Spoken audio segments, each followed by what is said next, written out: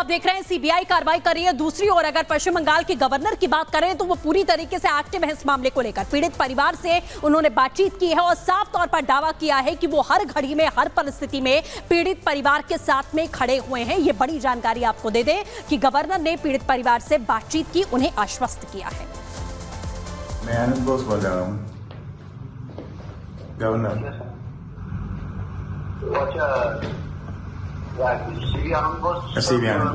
Yes, आपसे मिलना चाहिए।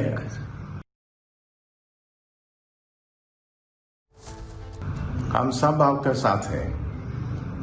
ठीक है, आप तो मेरा प्रशासनिक प्रधान है, आपके पास एक मेरा, हम लोग एक ही आदमी है। हम I want justice. We will get justice, we are all with you. आज मैं दिल्ली में हूँ। दिल्ली में सारे लीडर्स के बारे में मैं यह डिस्कशन किया है।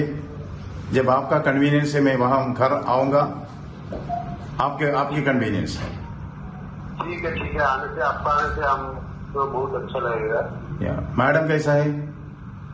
आप हमारा प्रशासनिक प्रधान है, आप जो गाइडलाइन हमको देंगे हम ऐसे चलने का कोशिश करेंगे। हम सब आपके साथ हैं। ठीक है, ठीक है। मैं आपके घर आऊंगा। ठीक है, ओके, ऑल द बेस्ट। ठीक है, ओके। और कोलकाता के आरजीकर मेडिकल कॉलेज में हुई हैवानियत के बाद ममता सरकार की कार्यप्रणाली को लेकर सुप्रीम कोर्ट सख्त है। सुप्रीम कोर्ट ने एफआईआर से लेकर पूर्व प्रिंसिपल संदीप घोष को दूसरे कॉलेज में नियुक्त किए जाने को लेकर अपनी नाराजगी जताई है। साथ ही सीबीआई और बंगाल सरकार से जांच रिपोर्ट सौंपने को कहा गया है। रिपोर्ट देखिए।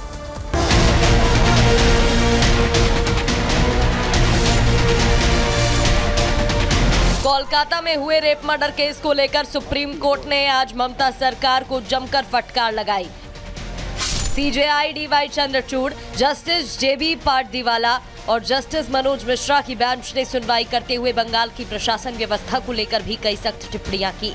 सुप्रीम कोर्ट ने राज्य सरकार की कार्रवाई पर सवाल उठाते हुए पूछा कि वारदात के बाद एफआईआर दर्ज कराने में देरी क्यों की गई, क्यों पीड़िता के माता को देर से सूचना दी गई, क्या प्रिंसिपल ने हत्या को आत्महत्या बताया, पुलिस ने क्राइम सीन को प्रोटेक्ट क्यों नहीं किया, अस्पताल में हुई तोड़फोड़ को सरकार ने क्यों नहीं संभाला, पीड़िता की पहचान को कैसे उजागर होने दिया गया।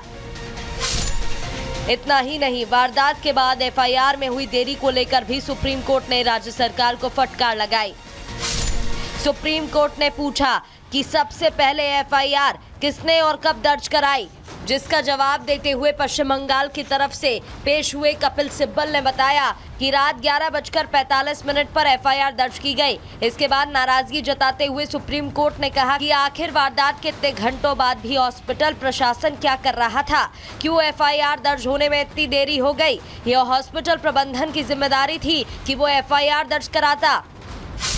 आरजीकर मेडिकल कॉलेज के पूर्व प्रिंसिपल संदीप घोष को लेकर भी सुप्रीम कोर्ट ने ममता सरकार पर सवाल उठाया और पूछा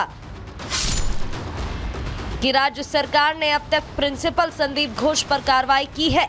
जब प्रिंसिपल खुद इस मामले में संदिग्ध है तो कैसे उसको तुरंत दूसरे कॉलेज का प्रिंसिपल नियुक्त किया गया। इतना ही नहीं, जिस जगह वारदात को अंजाम दिया गया वहां रेनोवेशन का काम कैसे किया जा रहा था, कैसे हजारों लोगों की भीड़ को मेडिकल कॉलेज के अंदर आने दिया गया।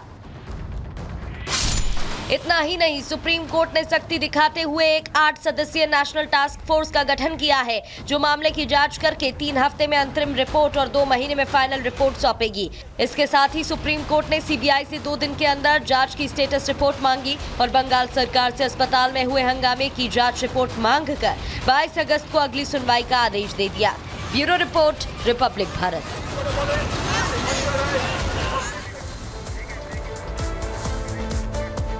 और इसी बीच एक बड़ी खबर आपको बता दें, कल सौरभ गांगुली इस पूरे मामले को लेकर प्रदर्शन करते हुए कोलकाता में नजर आएंगे अपनी पत्नी के साथ में। ये बड़ी जानकारी आपको दे दें, कोलकाता कांड पर सौरभ गांगुली कल प्रदर्शन करेंगे। जिस तरीके से ये पूरी घटना हुई है उसे लेकर सौरभ गांगुली कल प्रदर्शन करते हुए नजर आएंगे कोलकाता में। तो आप देख रहे हैं कि चाहे पूरे देश की अगर बात करें, सिर्फ बंगाल नहीं पूरे देश में इसी तरीके से प्रदर्शन लगातार जारी है, इंसाफ की मांग की जा रही है। और सबसे बड़ी बात कि पीड़िता को न्याय दिलाने की मांग करने की बात कर रहे हैं सौरभ गांगुली। सौरभ गांगुली ने एक्स पर पोस्ट करके इस बात की जानकारी भी यहां पर साझा की है कि कल वो कोलकाता कांड को लेकर प्रदर्शन करेंगे और पीड़िता को इंसाफ दिलाने की मांग करते हुए सौरभ गांगुली कल कोलकाता की सड़कों पर नजर आएंगे।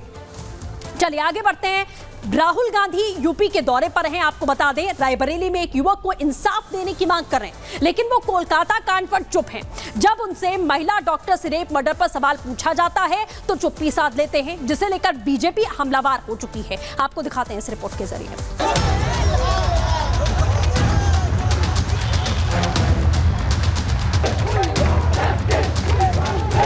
यहाँ पे मैं डिस्ट्रैक्ट नहीं करना चाहता हूँ, इसलिए मैं यहाँ इनका मामला उठाने आया हूँ। ये डिस्ट्रैक्शन है राहुल गांधी के लिए। राहुल गांधी उत्तर प्रदेश पहुंचते हैं, राहुल गांधी मध्य प्रदेश पहुंचते हैं, राहुल गांधी दूसरी जगह जाते हैं, पर राहुल गांधी बंगाल नहीं जाते। कोलकाता में महिला डॉक्टर के साथ हुई दरिंदगी पर पूरे देश में उबाल है। आक्रोश ऐसा कि हर कोई ममता सरकार से सवाल कर रहा है, लेकिन इंडी गठबंधन अभी भी खामोश है। न वो ममता सरकार पर सवाल खड़े कर रहा है, न ही इस पर कुछ बोलता दिख रहा है। कांग्रेस पार्टी और उनके नेता राहुल गांधी जो किसी न किसी मुद्दे के बहाने सरकार को घेरते हैं, महिलाओं को, दलितों को इंसाफ दिलाने की बात करते हैं, वही Rahul Gandhi Kolkata rape murder case पर गोलमोल जवाब दे देते हैं, टिप्पणी करने से बचते हैं, मामले को डिस्ट्रैक्ट करते हैं। कोलकाता भैया, यहाँ पे मैं इस इंसिडेंट में आया हूँ। मैंने कलकत्ता के इंसिडेंट पे अपनी टिप्पणी करी है, अपने व्यू रखे हैं। यहाँ पे मैं डिस्ट्रैक्ट नहीं करना चाहता हूँ, इसलिए मैं यहाँ इनका मामला उठाने आया हूँ। ये वही राहुल गांधी है जिनको मणिपुर में महिलाओं के साथ ज्यादती नजर आती थी, लेकिन कोलकाता के मुद्दे पर आंख बंद हो जाती है। राहुल गांधी के इस भटकावे वाली राजनीति पर बीजेपी ने पलटवार किया। जुबान पर लगे ताले का कारण ममता बता दिया। ये डिस्ट्रैक्शन है राहुल गांधी के लिए। राहुल गांधी उत्तर प्रदेश पहुंचते हैं, राहुल गांधी मध्य प्रदेश पहुंचते हैं, राहुल गांधी दूसरी जगह जाते हैं, पर राहुल गांधी बंगाल नहीं जाते, वहां पे परिवार से नहीं मिलते। वो उनके लिए डिस्ट्रैक्शन है। ये राहुल गांधी ने आज उन तमाम महिलाओं का जो सड़कों पर उतरी थी, देश के हर एक नागरिक का, और खास करके उस पीड़ित और पीड़िता के परिवार का अपमान किया है, इस प्रकार की ओछी और निम्न स्तर की बातें करके कि ये एक डिस्ट्रैक्शन है। नहीं राहुल गांधी जी, ये डिस्ट्रैक्शन नहीं है, ये आपके लिए ऑब्स्ट्रक्शन है, क्योंकि ये मामला बंगाल का है और तृणमूल कांग्रेस पर आपकी जुबान नहीं खुलती तो वोट बैंक पॉलिटिक्स और अपनी कोलिशन पॉलिटिक्स के चलते आप इसको डिस्ट्रैक्शन बोल रहे हैं। ये आपके लिए ऑब्स्ट्रक्शन है। बीजेपी अब ऐसे में सवाल उठा रही है। जो पार्टी, कांग्रेस पार्टी, खुद को मजलूमों का रहनुमा बताती है, उनकी आवाज बुलंद करने का दावा करती है, उसी पार्टी के नेता राहुल गांधी की जुबान इंडी गठबंधन के राज्यों में हुई वारदात पर बंद क्यों हो जाती है? क्यों राहुल गांधी ममता सरकार पर सवाल नहीं उठा रहे? क्यों बंगाल जाकर पीड़ित परिवार से मुलाकात कर उन्हें सांत्वना नहीं दे रहे और ममता सरकार पर कार्रवाई का प्रेशर नहीं बना रहे?